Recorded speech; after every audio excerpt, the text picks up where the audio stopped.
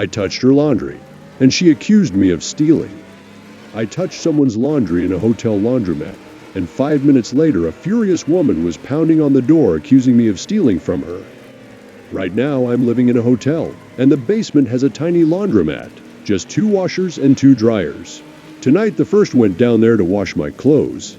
When I walked in, both washers were finished, but the clothes were still sitting inside. Now if you've ever used shared laundry machines, there's kind of an unspoken rule.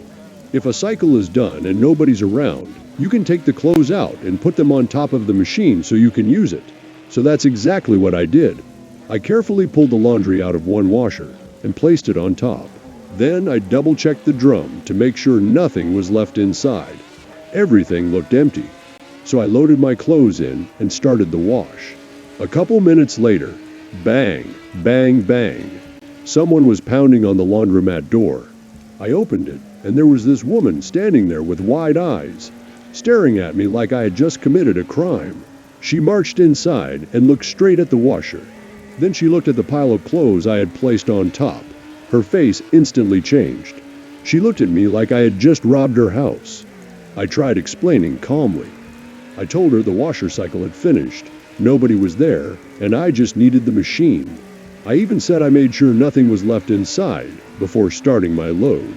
She didn't yell, but you could tell she was furious. She grabbed her clothes and started huffing around the room while I finished what I was doing.